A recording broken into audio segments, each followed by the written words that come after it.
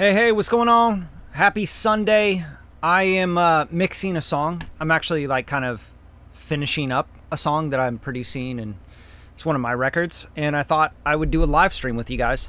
This will be a short one, but I'm going to be talking about kind of the final dB of like mastering your own mix as you're producing, mixing, mastering, you're getting things done.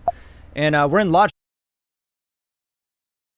This is my typical workflow here in Logic Pro. I'm just going to break down kind of, what we got going on here, the song. And if you're here and you show up to the video, say what's up. And if you're watching the replay, drop some love in the comments. All right, so let's dig in a little bit. Right now I'm kind of working on the master bus, and I'll probably be working on some individual things like the drums. Okay, so I have live drums here. I'll break down everything here. And then I have the blue. These are all synths. Juno 106, Moog Muse, Trigon 6, bunch of different analog synths here. And then acoustic guitars, electric guitars. We got full drum kit, all recorded live. Like these are all acoustic drums. And then I have some loops and stuff and some percussion, things that I've kind of layered in with addictive drums and conga loops that I chopped up, and looks like a tambourine loop. We got some claps in here. And yeah, that's about it really with drums. And then we have a bass guitar my friend Marco played. And then all the Soyuz in here. These are all pink. These are all the vocals. So pretty simple track, honestly, but it's a pop track. And let's give it a listen here. And then I'll kind of break things down. If you guys got questions while we're streaming, just drop them in the chat. Say what's up. We were broke but laughing, plastic cups and passed down clothes, taking pictures in the kitchen like we own the whole world. You said someday we'll miss this.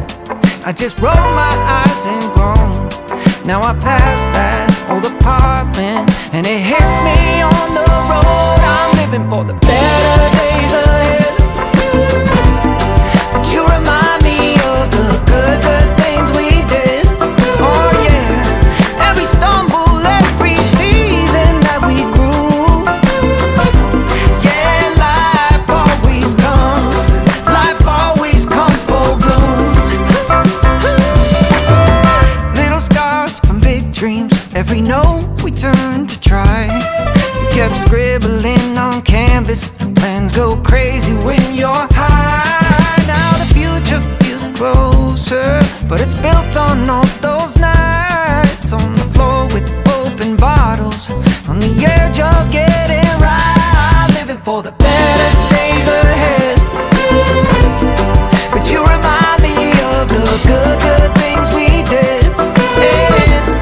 Every stumble, every season that we grew. Yeah, life always comes full bloom. When I'm lost in all the someday, you pull me back to back then, say we've already climbed the mountain, we could do it all again. Yeah. Oh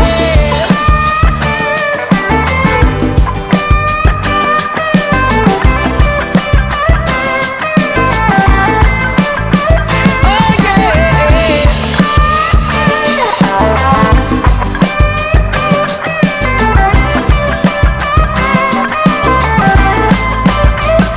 I'm living for the better days ahead, but you remind me of the good things that we did. Every stumble, every season that we grew. Yeah, life always comes full bloom.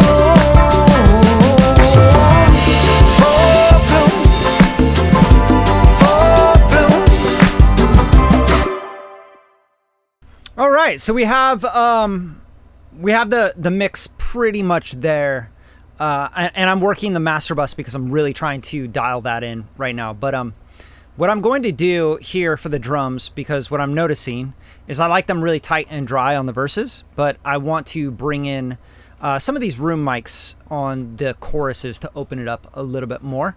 So here are the room mics we got. Actually, let's just break down all the different drum mics we got here. So we got kick in and out. The kick out is usually going to be my big low end stuff.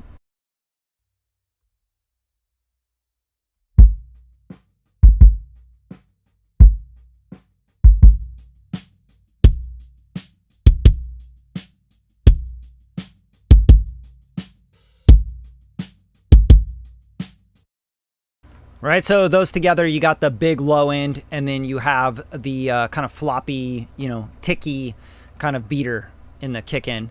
And then we got the snare bottom, and then we got two tops here. So we got a punch and a snap top. And here's the kick and snare together.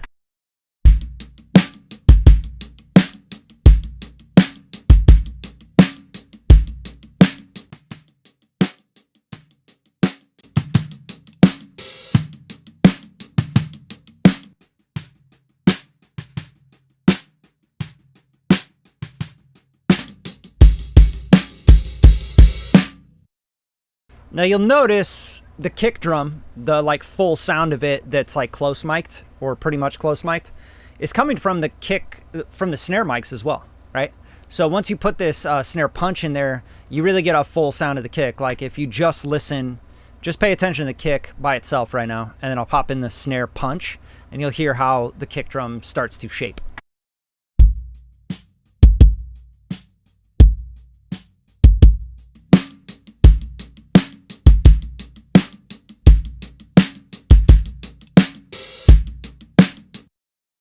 So you don't always need to get rid of bleed in microphones. When the kit is mic'd right, it actually is going to give three-dimensional kind of space, and it'll just give your drums a way better feeling. Like you can start to hear the front and the back of the kick, and you hear like the woolliness of it start to fill out, as long as you know how to mic up your kit, right? Very, very important. Same thing with overheads. A lot of the times in my overheads, I want to get some kick drum as well, some more punch, and start to get like this three-dimensional space with the kick drum. So here are the overheads here.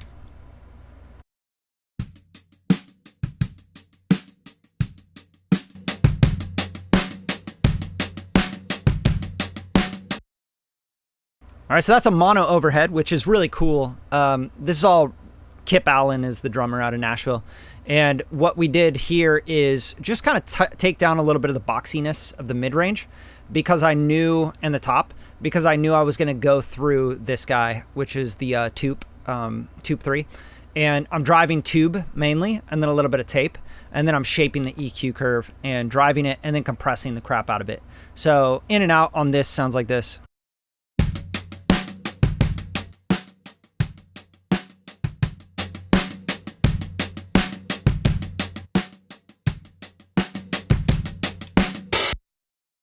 Right, and you start to really get a kind of programmed drum. Sounds like a blend between the acoustic kit and the programmed kit. And so with all of these together, the snare snap, kick in and outs, you know, snare drum, kicks, overheads, stereo, and mono overheads sounds like this.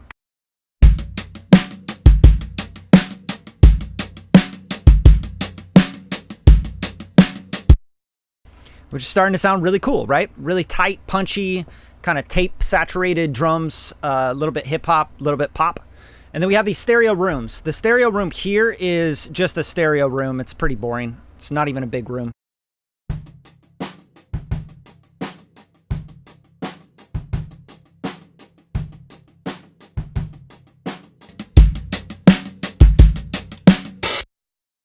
And actually, there's something wrong with the stereo rooms here, which I just noticed, is the hi-hat is coming from the right in the stereo rooms, and everything else is drummer perspective with the miking. So we might not use this stereo room, but I really do like this stereo room, which sounds like Kip may have like thrown this into a room emulation or something, but it sounds good. Like it has a great low end and like big boom.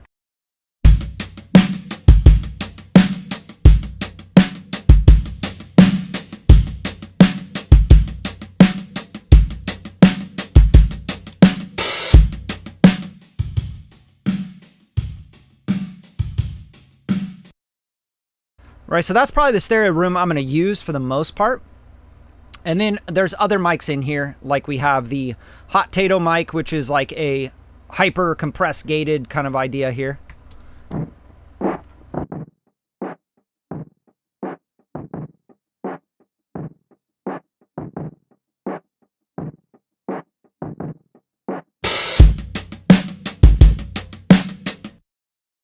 adds a little grit, little mid-range, you know, a little distortion, kind of pulls the ear to where the kit is. And then the hi-hats are really important on this track because the hi-hats are like this like 16th note kind of groove. So the hi-hats and sound like this.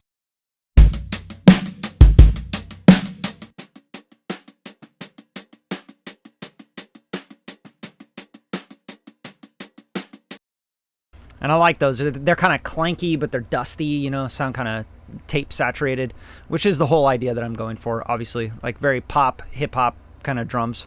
And then we got chungas. This is actually a really cool mic. And usually what I do here, this is like one of those like crotch mics, you know. What I do here is really focus on the mid-range and then I slam it with some 1176. Just like a great fucking cool sound.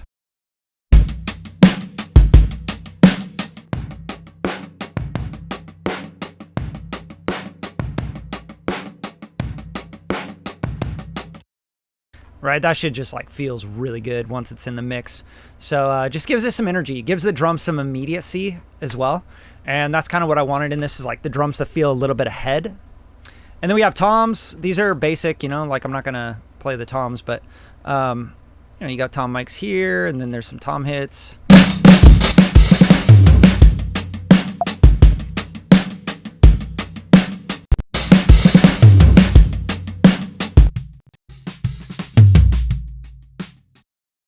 You know, I usually want to, with the toms, I'll probably strip silence this second tom. I didn't get to it yet because I just like get ahead of myself sometimes. I'm like, oh, I need to mix this. Oh, that. You know, I get like shiny object syndrome when I'm producing and writing and mixing my own shit. It's hard. It's hard. Honestly, like I'm going to start handing off a lot more stuff once I get this next batch of records done. So with the Tom 2 here, like for example, what I usually do is go Control U. No, I'm thinking Pro Tools. Command X, Control X, and then you go in here and I would just strip silence this stuff, right? So go up to where it's going to be only around the these guys, this peaks, and then actually let's focus on a smaller section because that's like too much to handle, right? Let's go like this and go here, boom, boom. And Control X, and then you could see right there, and then we would just go post release time and bring that up, right? You can go here probably, yeah, and then like that would be like boom, we strip silenced around the tom, boom, and then zoom in on it, and then what you can do here is go up to your region inspector box and then just do a little fade in and out, right? So I usually do like a small fade in, like 4 or 5, and then fade out longer. And there you go. You strip silence the tom, right? Hold on, so you could hear that. I know I'm like probably playing it in doubles.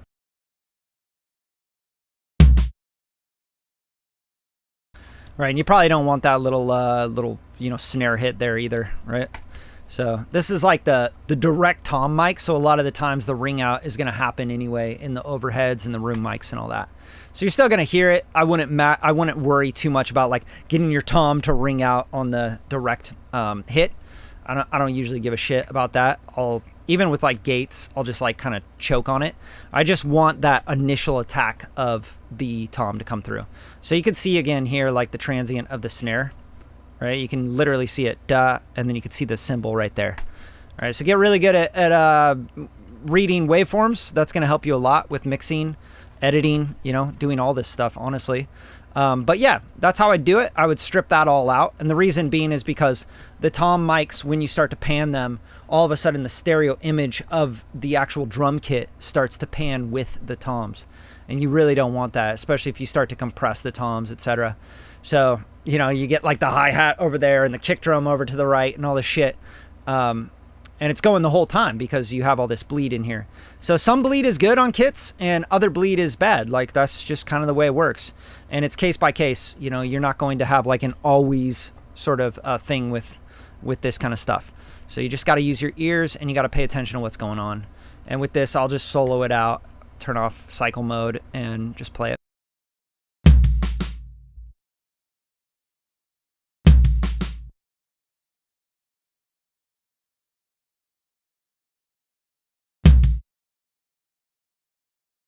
All right, there you go. And cool. So I'm just basically stripping out the tom real quick, but you know, whatever. This isn't that fun, I know. You're like, yeah, dude, we're on the live stream stripping out toms, man. It's sick. Learning so much, bro.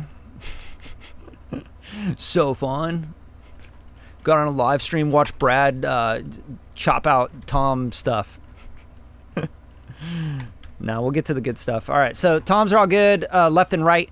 And again, the reason you do that is because you'll hear the image start to pull left or right when you have those toms. You know, you could use a gate as well. You know, a lot of people online, they, why don't you use a gate? Why don't you do this? Why don't you do that? There's a million ways to do something. So sorry if I'm not doing it exactly how you like to do it. You know, I don't give a fuck. So I'm just showing you how I do it. And then we have claps. And these claps, I don't really like them that much. Honestly, I'm probably going to just record my own claps. I do like the in clap here, you know, at the end of the bar, the 2-bar phrase.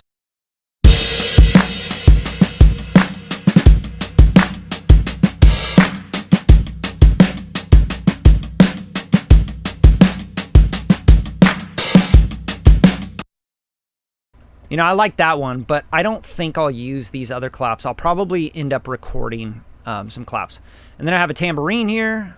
Let's pop this in. Then we got some congos.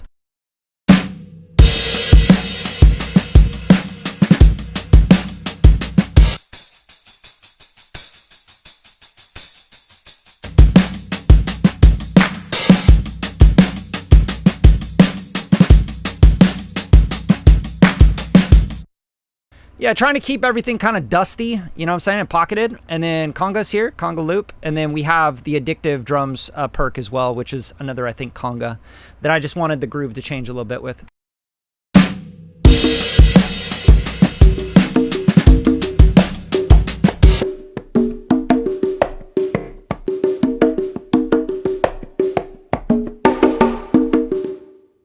And one thing I do typically is I'll take like the drum section and I will groove the loops to the drum section. That's very, very important to lock things in. So if I hit Option F, you could see this is all locked in, right? The tempo and timing of this has been like altered so that it's grooving with these drums, with what the humans played. We want that human feel. Like that's very, very important. That's the pocket, right? So I want the congas to groove with that. And so that's why I did that. And then we got bass, and the bass is fat, full, you know, kind of the idea. And then I'll play vocals, or I guess we can then pop in like synths and stuff. But here's what the bass sounds like.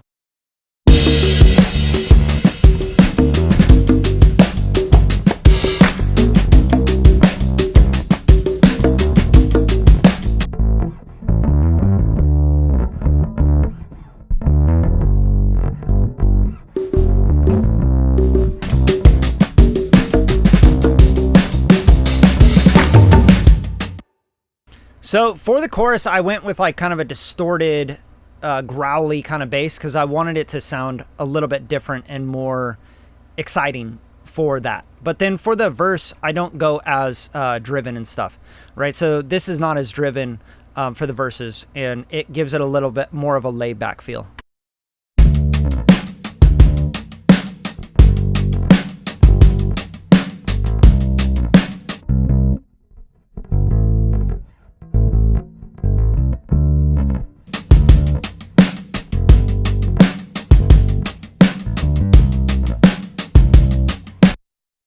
Right, very basic. The bass I think sounds really great. It's I think it's my Charvel, you know, I think it's a PJ bass. So it's got a P bass and a J bass, jazz bass pickup on it, and flat wounds on that bass, and then it's an active bass as well. So I don't typically like active basses, and I think we probably turned off the active part of the bass on this one. Okay, so now here are all the vocals. Let's just pop these in. I'm just gonna actually let's go to the synths, right? Go down to the synths. Lots of synths or guitars here, right? So we got guitars up front. These are the guitars. They are pretty affected. Some of them are, you know, this is all like electric stuff. So we have left and right. These are rhythms.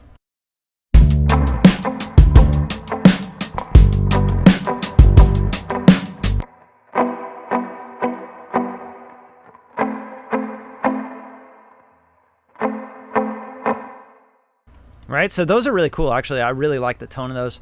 And how I did that is, if you wanted to, you know, get that kind of tone with your electric, DI it directly into your interface. Doesn't matter what interface you got. Use the Milkman Creamer here, and I have, these are the settings on it. And then the Tube 3, this is giving a little bit of drive, right? Tube and tape, right? 94%.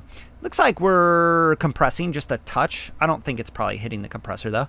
And then we're taking down the low end, and then we have this SSL spring reverb, which I've just been fucking with really heavy lately. I think it sounds really cool, especially on these kind of vibes, like springy guitar stuff. Really good. And then the Modern Wah, which is just a stock plugin in Logic, and it's really cool. Like it'll just kind of shape the, you know, you see the Q's up really high.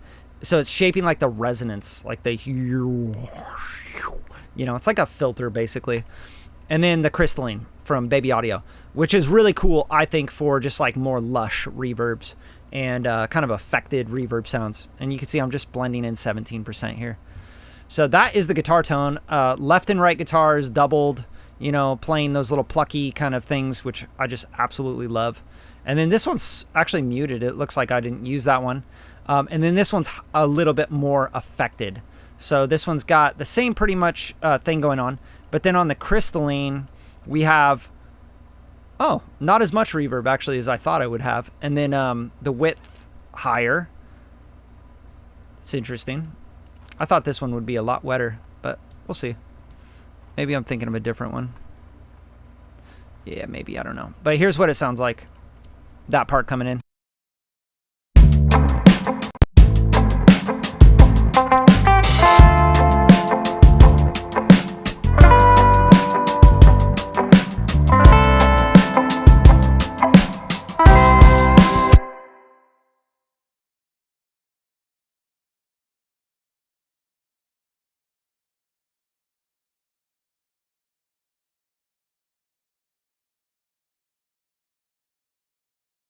Oh, sorry, I'm muted.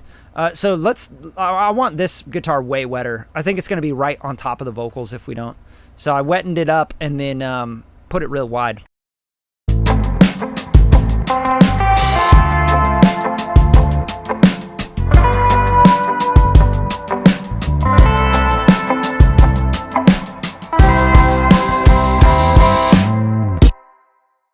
Yeah, way better, man.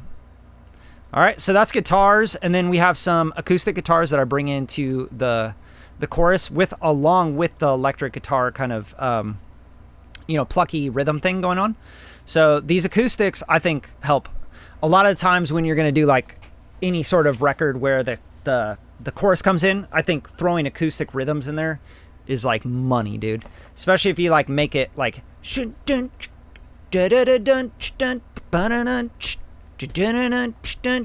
know, just like try to groove it a little different. And that's what we did here.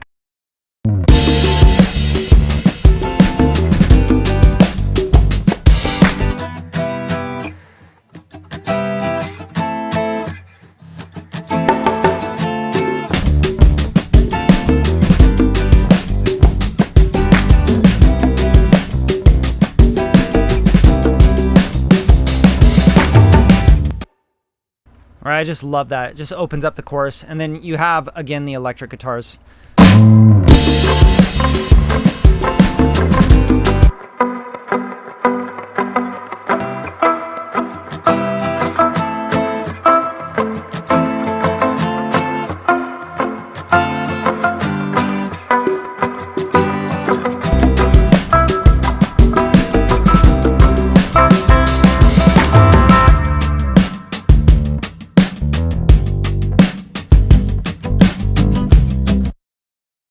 All right, second verse comes in. It's really important to keep your song like carrying forward, you know?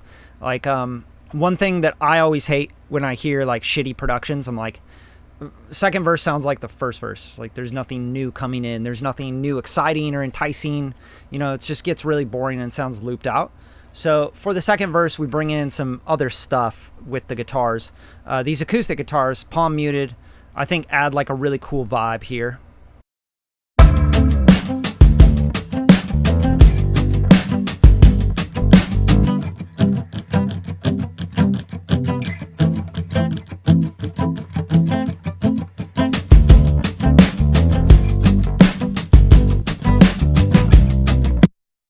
You know, this is all about arrangement. You know what I'm saying? Like, arrangement is what's winning right now in music.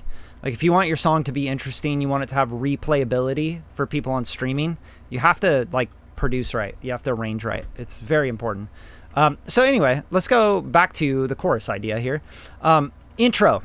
As we come into the intro, it's mainly like vocals, bass, these electric guitars plucking, but then I kind of bring new things in, right? Like you got this guy, the electric guitar that's kind of swimming and playing a melody like top line. And then you get the Juno 106 coming in with the Moog Muse. So these are layered in and you get this idea. Oh, there might be some other stuff here. Yeah, okay, so I do little like flourishes and stuff. Sometimes what I'll do, like for example, this Moog Muse is just like doubling. It's like supporting this line here because I thought this line was cool. So I just like, you know, played in the Moog to support it a little bit more.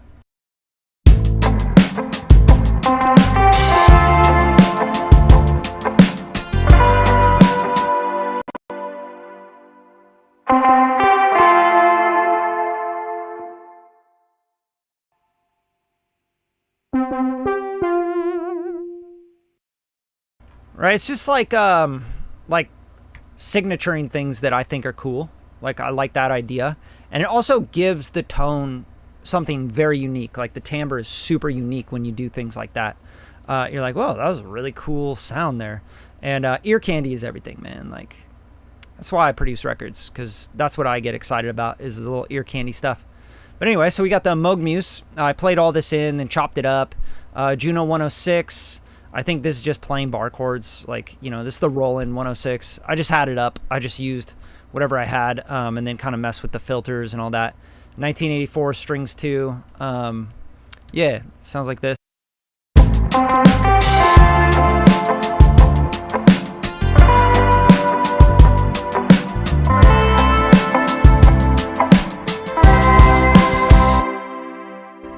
What I wanted with the Moog Muse was to play this kind of leading line every other one. So, do-do-do, you know, instead of just playing the bar chords, just to make it move more.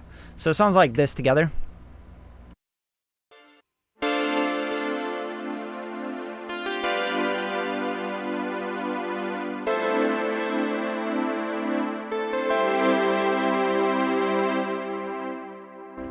Right, so it's like opens it up, but it also like gives a little distinction. Things feel a little bit different. The groove starts to groove a little bit differently, you know. And then, yeah, you got this another Moog Muse sound here, which I stack in with another Moog Muse sound. I'm not even sure these are labeled right, but this one's got H3000 on it to give it some stereo width and some chorusing. Sounds like this.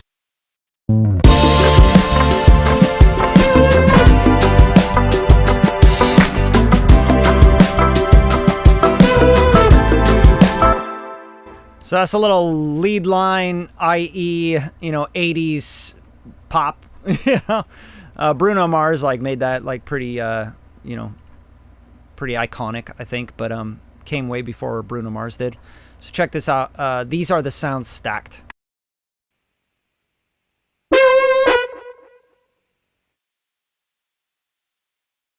And I think that's actually the trigon. One of those is the trigon going on, trigon 6. So those are stacked up, and then you can see like as the song evolves, I start to stack it even more.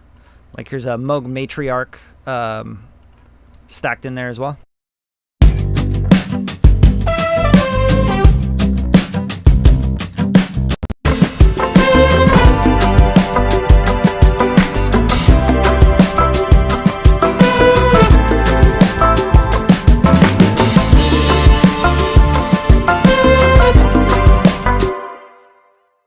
And those are like licks around the vocal, which kind of help everything. Sorry I'm breaking down like the production. Do you guys care about this? I was going to just show you mix stuff, but I can't help myself, you know. So Trigon 6, this stuff comes in, chorus. I think this, yeah, this is the chorus, I think. No, this is like the bridge part. So you got Trigon, Juno 106, Moog Muse. These are all kind of playing these chords.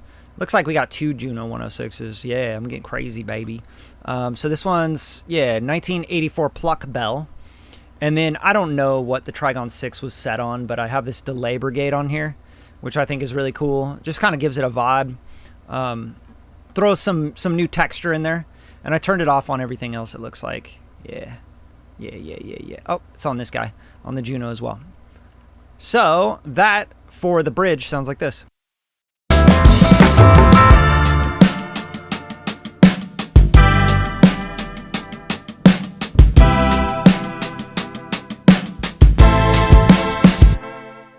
You know that it's like kind of detuned, like, I don't know. That shit's fun for me. I just like having fun with records. I like want them to be exciting and fun for me. And if they're not like exciting and fun for me, then I'm just like, I'm bored, you know? So it's hard for me to finish a record if I'm not, you know, having fun with it. So a lot of stacks, things come in, acoustic guitars at the very end, right? This has a little whole thing.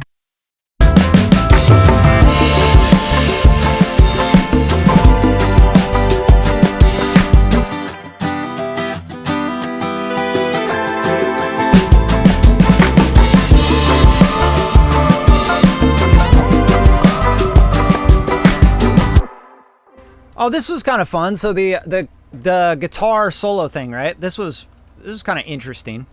Same kind of setup I have as all the other guitars, but this was actually just the mic that was like open because we were recording acoustic, and I was like, yo, I'm gonna leave that on because that sounds really sick. So this was just the mic, like going through all these plugins and the yeah, it's like literally just miking him up as he plays electric, right? So that's what it sounds like in the room.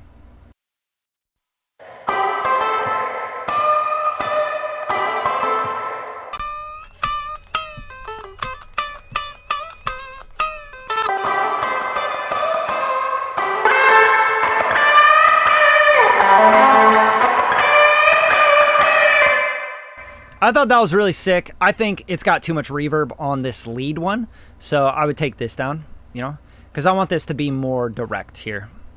Definitely, like bring this way down. Like this is how the tone should be between these two. I think this would be cool here.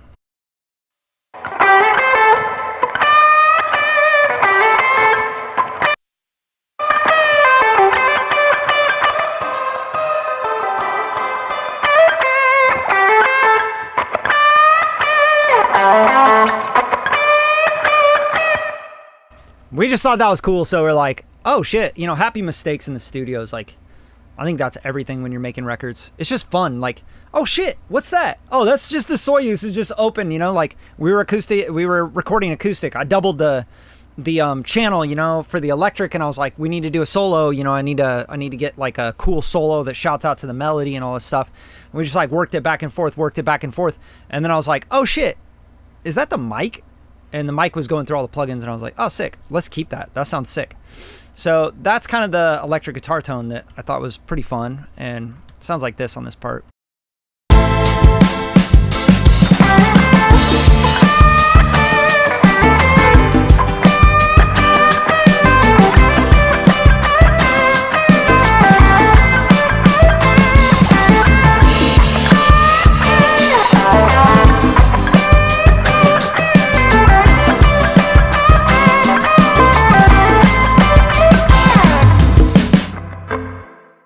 I mean, that shit was fun, man. Like, I had fun with that one. Always have fun in sessions, man. Like recording guitars, bass, drums. Like, that's like my favorite part about producing is like actually producing and working with the musicians. And, you know, I'm also a musician. I play stuff, but like, I'll play ideas in, and I don't know. For a lot of my records, I've played all the parts on. Like, my record, Her, I played all the guitars and everything, bass, everything on it. Did I play the bass? No, I didn't play the bass, but I played all the guitars and everything else. But yeah, sometimes it's fun to just bring a session musician in and fuck around and, like, you know, get some cool stuff and be able to coach them and produce them and direct them and all that. So vocals, this is all going through. Oh, I can't show you this because this isn't out yet. I don't want to show that plugin. I'll get in trouble. So this is the vocal, And I believe I actually recorded all of this through the 103. So these might say like Soyuz on some of these, but I actually recorded all of these with the 103 because I think the 103 is really good with pop vocals. So this is like the setup. I go through the preamp, little compression here, Metatune, doing some light tuning, Pro Q3. I don't know why Pro Q3. It was probably like a vocal channel strip that I had. Taking down some of that boominess and boxiness in the vocal. Pro DS, love it. It's my favorite de-esser. And this is just barely de-essing. You could see like the threshold's up pretty high. And then this guy, love it. One of my favorites, Audioscape. This is just doing like stay level compression. Kind of a classic sounding compressor. I say it's like in between like a variable mu and an API 2500 kind of sound. So it's smooth, but also still has some character. And then the Valhalla, like very basic, right? And I might even like mix this down. This doesn't even need to be up that high. And then you can see low cut, pretty high. This is a pop vocal, you know. We're not doing anything crazy here with the reverb yet. Probably going into the chorus would do some stuff like that, but oh, cancel. Why the fuck did that just happen? I think I just like option clicked that. Like, see you later, Logic. And that's it. Peace. But yeah, then we got chorus vocals, which are a little different. I open up the reverb a little bit more. But these are all going to a vocal mix bus with the Slate Digital. This one's one of my favorites for like vocal bus compression. Just the gray. It's like a SSL style. And then little radiator, adding some tone, some, you know, like basically adding some harmonics, distortion. And then Pro Q3 doing some shaping. And honestly, like, this shaping is, like, haphazard, I'm sure. It's not anything crazy. You know, it's like, oh, am I hearing this? I don't know, dude. I'm just fucking, like, a lot of times when I'm producing and mixing as I go and, like, setting tones and shit, I'm just doing it by feel. But, yeah, here we go. I'll just play going into this. We were broke but laughing. Plastic cups and passed down clothes. Taking pictures in the kitchen like we own the whole world. You said someday we'll miss this. I just rolled my eyes and groaned. Now I passed that old apartment and it hits me on the road. I'm living for the better days ahead. But you remind me of the good, good things we did. Oh yeah, every stumble, every season that we grew. Yeah, life always comes full bloom. Little scars from big dreams, every note we turned to try. You kept scribbling on canvas, plans go crazy when you're high. Now the future feels closer, but it's built on.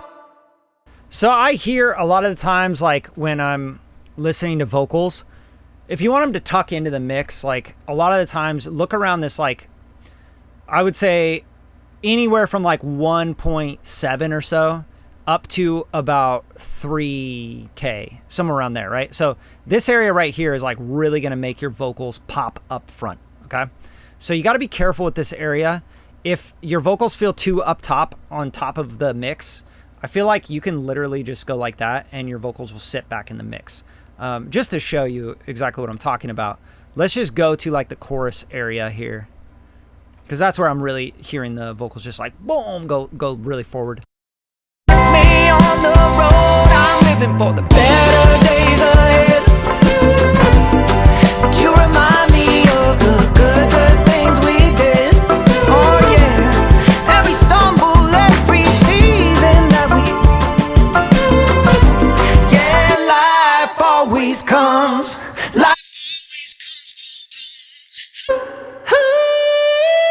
Little scars from big dreams, every note we turned to try. You kept scribbling on canvas, plan. Right, it really just helps tuck the vocals into the mix. Like, especially with the 103. The 103, because it doesn't have a transformer in it, it doesn't smooth that area out. So that area can get really peaky with any clean mic. So I just tame that down a little bit. And even if you want to be like a little bit more musical about it, you can make this dynamic and just like go up here and select this area tighten up the Q a little bit, you know, and anytime that frequency, which I think is more like 2.4, 2.5 area, you know, anytime that kind of goes too much when the vocals stack on the vocal mix bus, you could just bring that down, and I'll show you.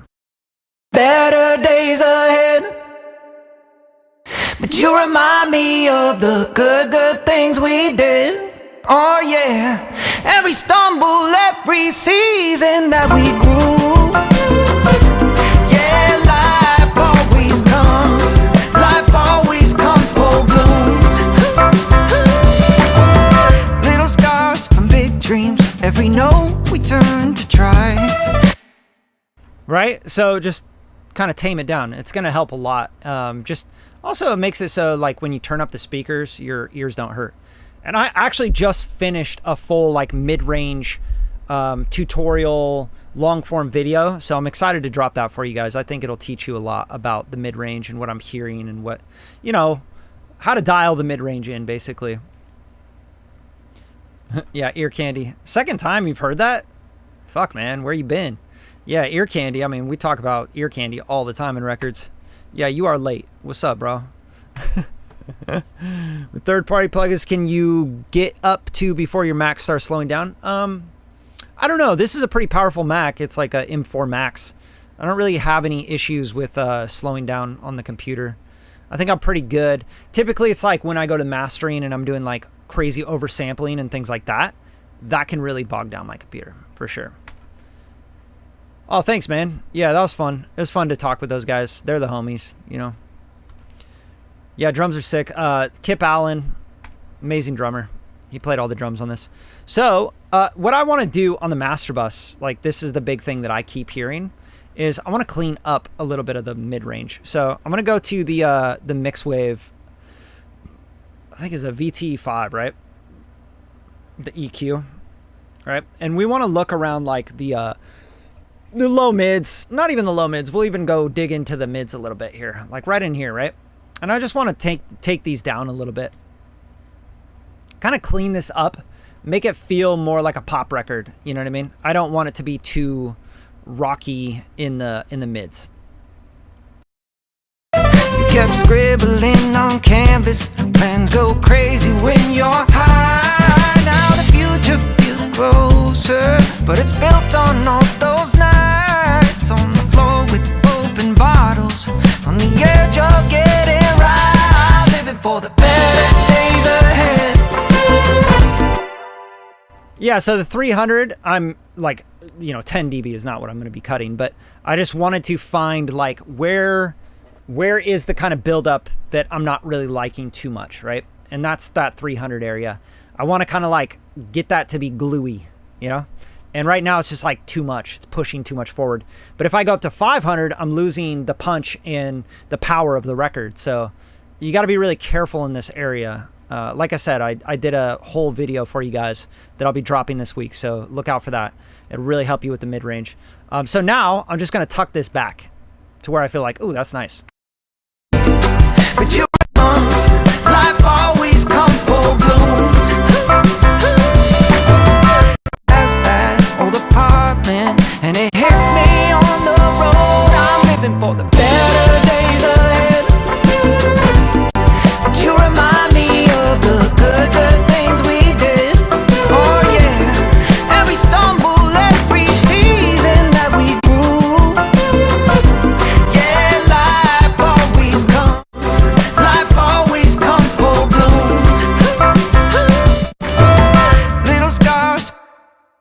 Sometimes I like to check the oversampling to see if I can, you know, clean it up a little bit, but it sounded like the transients got a little weird when I did 2 times oversampling. So that's great. I love that. Now I want to go into the bottom here, and I just want to punch up a little bit of the like, I think it's probably around the 100 area. Let's check it out. Us from big dreams, as that old apartment, and it hits me on the road. I'm living for the better days ahead.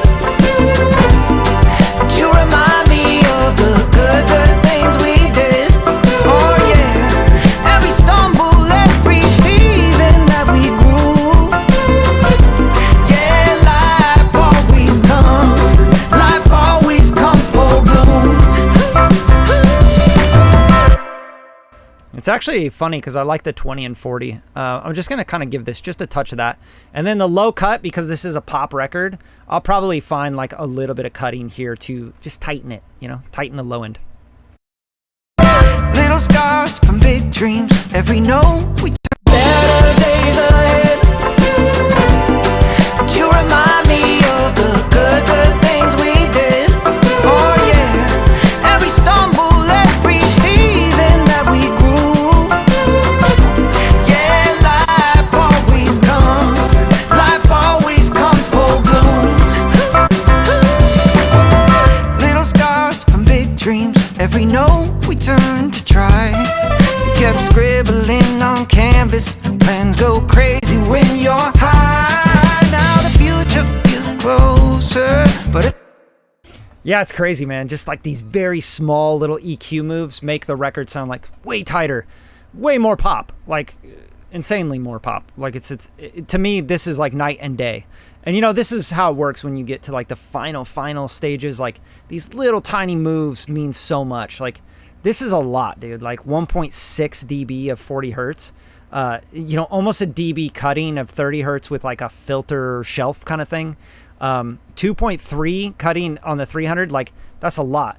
But there's a lot of clarity that's happening, and it's also giving kind of like that smiley face curve.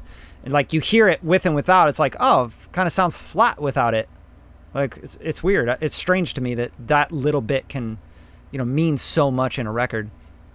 I don't think I need to touch the high end. I like it. Yeah, I think everything else is pretty fucking good. Like I'm not against anything else that's going on. If I was going to do anything else, I would like look up here, like in that 600 to 800 area, on the EQ side of things, on the master bus. So then that's going, and it's feeding the manly, which is giving me some drive, some compression, very, very, very light compression, right? It's just gluing. It's me on the road, I'm living for the better days ahead. But you remind me of the good, good things we did. Oh yeah, every stumble, every season that we grew. Yeah, life always comes full bloom. Little scars from big dreams. Every note we turned to try. You kept scribbling on canvas. Plans go crazy when you're high. Just like push that 1.5 up and it's like vocal. So if your client said, hey, can you turn the vocals up a little bit? That's how I would do it if I was getting a mix note, right? Like I would be like, oh, you want the vocals up a little bit? Throw this on the master bus, put it on 1.5 and bring this up a dB, half a dB, just a touch. And you'd be like, oh, vocals are up. And they sound more musical than like just turning the vocal up, right? So great way to do it. And then I think this is all cut, right? Yeah, so we're not worried about this. Actually, this is kind of cool. 1.7. I might fuck around with taking out some of this. Let me hear. Now the future's me on the road. I'm living for the better days ahead. But you remind me of the good, good things we did. Oh yeah, every stumble, every season that we grew. Yeah, life always comes full bloom. Little scars from big dreams. Every note we turned to try. You kept scribbling on canvas. Plans go crazy when you're high. Now the future feels closer, but it's built on all those nights on the floor with open bottles, on the edge of getting right. Living for the better days ahead. But you remind me of the good, good things we did. Yeah. Every stumble, every season that we grew. Yeah, life always comes full bloom. When I'm lost in all the someday, you won't. God, I love that plugin. It sounds so fucking good. Like it just like makes everything just like pop. But yeah, I don't want it to get louder. I want the perceived loudness, like which this is doing because it has tubes in it. It has tubes in it. it's modeling tubes, right? So it's going to add some harmonics. But then I am being really, really careful with these. And that's why you A-B a lot, man. Like just A-B, A-B, A-B, A-B, like, and then take an ear break and then A-B, A-B, you know? Like you're getting to the final part of your record. You absolutely want to be very careful on your moves. All right, I'm going to leave that. Goldfoss is doing its job. Usually I set it up, you know, and I just mix through it pretty much. Gold clip, I think this is pretty set up, you know. You pull me back to back, then say we've already but you remind me of the good things that we did. Every stumble, every season that we grew. Yeah, life always comes full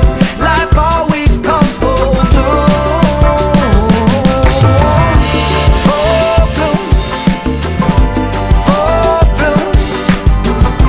All the good things that we did. Yeah, full bloom. 'Cause life, it always comes full bloom. All right, so sounding pretty good. I actually have to, you know, run because I got to get to another session, but I just wanted to show you some of the workflow and like process of like what I'm hearing and thinking about as I'm mastering and as I'm going through all these processors. Last thing is going to be probably the most important thing is going to be the God particle and then the AL1, right? So these are my final stages. What I'm doing here is using the adaptive limiter on God particle, but then using the AL1 to squeeze out another dB, 1.2 dB of gain and getting my final kind of like, you know, sound and shaping it. So the mode here is 3, so that's like between 1 and 2. So it's like transient and smooth. And then you have envelope. I like the envelope too, usually on this. And then the window, I'll probably bring this down. But let's hear this.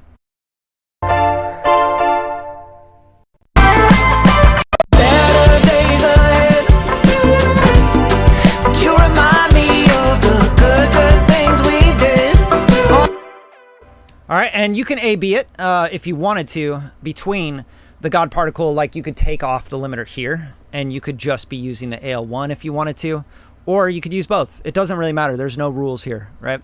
People try to tell you there's rules. They'll try to tell you, you shouldn't be doing that. You should be using the AL1 just for limiting and take off the God particle. Just fuck them. Fuck all that bullshit. I actually like how the God particle smears some of the transients. I like it. Sounds more analog to me when you have this adaptive limiter on, because it does kind of give this like rounding effect to everything and makes it really warm. And I like it. It doesn't, you know, sound like, especially with my music, like if you're doing like EDM, like dubstep, really intense fucking sawtooth wave shit, and it needs to sound really digital, yeah, you probably don't want to be using the God particle limiter on it, you know? You want to use something like AL1, or you could use like the Fab filter. But yeah, let's push this so we can really hear it. First thing I do on this is set it to unity, so I can drive it to the point where I go like, oh shit, it's starting to really break up, and then I'll start backing off. Oh yeah, every stumble, every season that we grew. Yeah, life always comes full bloom. Little scars from big dreams, every note we turned to try. You kept scribbling on canvas, plans go crazy when you're high. Now the future feels closer, but it's built on all those nights on the floor with open bottles, on the edge of getting right, living for the better days ahead. All right, so there's the AL1. Let's A-B it between the God particle limiter and the AL1, because I still prefer the God particle, I think. If anything, I'm just going to get, like I was doing before, like maybe a dB out of the AL1, but mainly use the adaptive limiter on the God particle. It also depends, like I mixed through the God particle, so of course, like it's tailored to the sound of the God particle. But here's God particle limiter on, and then we're going to switch to using just the AL1 for limiting. It's me on the road, I'm living for the better days ahead. But you remind me of the good things we did. Oh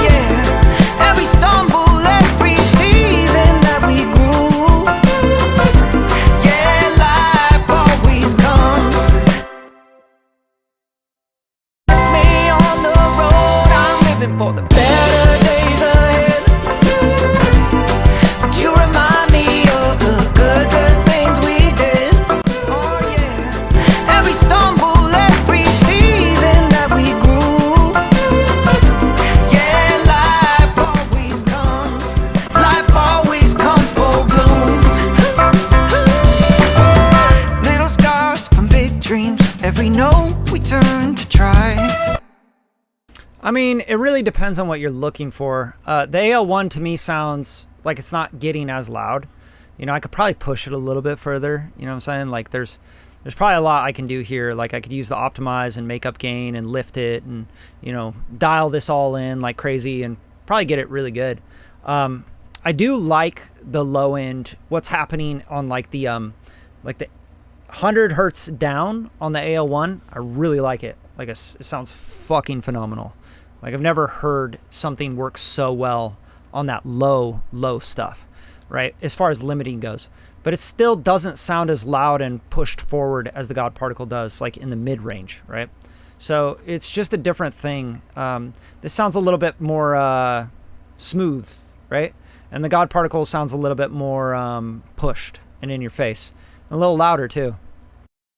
It's me on the road, I'm living for the better days ahead. But you remind me of the good things we did. Oh yeah, every stumble, every season that we grew. Yeah, life always comes full bloom. Little it's me on the road, I'm living for the better days ahead. But you remind me of the good things we did. Oh yeah, every stumble, every season that we grew. Yeah, life always comes full bloom. Little scars from big dreams, every note we turned to try. You kept scribbling on canvas, plans go crazy when you're high. Now the future feels closer, but it's built on all those nights on the floor with open bottles, on the edge of getting right, living for the better days ahead. But you remind me of the good things we did. Yeah. Every stumble, every season that we grew. Yeah, life always comes full bloom. I mean, the AL1 definitely sounds cleaner, right? Like it's clean limiting, like super clean. The God Particle just has a little bit more vibe to it, I feel like, just for my ear. But you could use either one of these on the limiting and you'd be like, fuck yeah, that sounds amazing. Both killer tools. And you guys, that's all the time I got tonight. Hopefully this was really helpful. And honestly, like, yeah, I'll do more live streams if you guys show up. And I just feel like a lot of times people don't show up. They don't drop questions. They don't engage. And I just don't like doing lives where I just feel like I'm talking to nobody and like talking to a camera. It's just not fun. I don't think it's fun for anybody. So if you're going to show up to this shit, like ask questions, bring questions, you know, like chat, fucking super chat, you know, buy me a coffee. Like I get really tired of just like giving and just like feeling like nobody gives a fuck. So that's why I stopped doing live so much. But I do have more content coming out this week for you guys. So keep an eye out. And I'll see you guys next time. Peace.